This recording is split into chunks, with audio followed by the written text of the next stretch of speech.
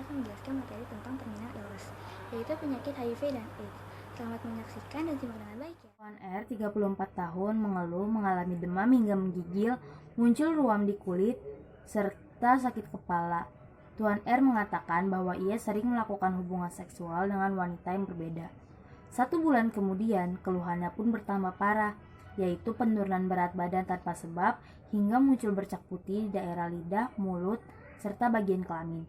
Lalu Tuan R melakukan pemeriksaan ke rumah sakit, dan hasil pemeriksaan menyatakan bahwa Tuan R terinfeksi virus HIV, di mana virus ini menyerang sistem kekebalan tubuh seseorang.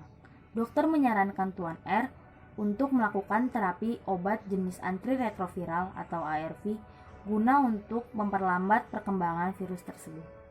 Tujuan dari pembahasan ini adalah yang pertama, untuk mengetahui karakteristik responden atau pasien yang mengalami HIV.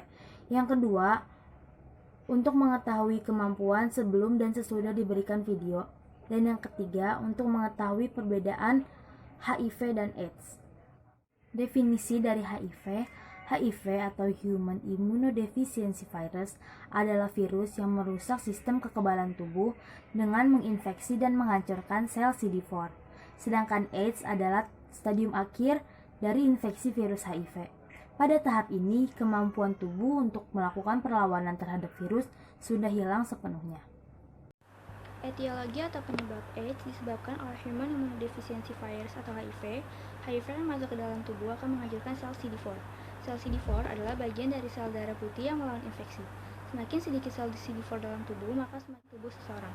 Penularan HIV terjadi saat darah, sperma, atau cairan vagina dari seseorang yang terinfeksi masuk ke dalam tubuh orang lain. Hal ini dapat terjadi melalui berbagai cara. Antara lain adalah yang pertama, dari hubungan seksual, lalu berbagi jarum suntik, dan yang terakhir adalah transfusi darah. Lalu selanjutnya adalah manifestasi klinis atau gejala. Gejala HIV dibagi dalam beberapa tahap. Tahap pertama adalah tahap infeksi akut. Gejalanya meliputi yang pertama adalah demam hingga menggigil, lalu muncul ruam di kulit, muntah, nyeri pada sendi dan otot, sakit kepala, sakit perut, serta sakit tenggorokan dan sariawan. Tahap kedua atau tahap laten. Gejalanya meliputi yang pertama adalah berat badan turun, berkeringat di malam hari, demam, diare, mual hingga muntah, herpes zoster, sakit kepala, dan terakhir adalah tubuh terasa lemah. Dan yang terakhir adalah tahap ketiga atau AIDS. Gejalanya meliputi yang pertama adalah penurunan berat badan tanpa sebab, berkeringat di malam hari, timbul bercak putih di sekitar lidah, mulut, kelamin, dan anus. Dan yang terakhir adalah demam yang berlangsung lebih dari 10 hari. Terapi farmakologi. Meskipun sampai saat ini belum ada obat untuk menyembuhkan HIV, namun ada jenis obat yang dapat memperlambat perkembangan virus. Jenis obat ini disebut antiretroviral atau ARV. Beberapa jenis obat ARV yaitu efavirenz, etravirin, nevirapin, lamivudin, zidovudin.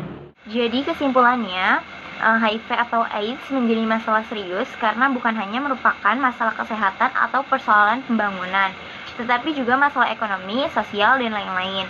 Berdasarkan sifat dan efeknya sangatlah unik karena AIDS mematikan kelompok yang paling produktif dan paling efektif secara reproduksi dalam masyarakat, yang kemudian berdampak pada mengurangi produktivitas dan kapasitas dari masyarakat. Dampak yang ditimbulkan AIDS terhadap masyarakat dapat bersifat permanen atau setidaknya berjangka sangat panjang. Untuk peningkatan kualitas perawat, yang pertama, mengontrol pasien agar rutin menjalani terapi pengobatan ARV, dan yang kedua, mendukung pasien agar keadaan pasien tetap stabil, dan yang terakhir, memberikan motivasi kepada pasien.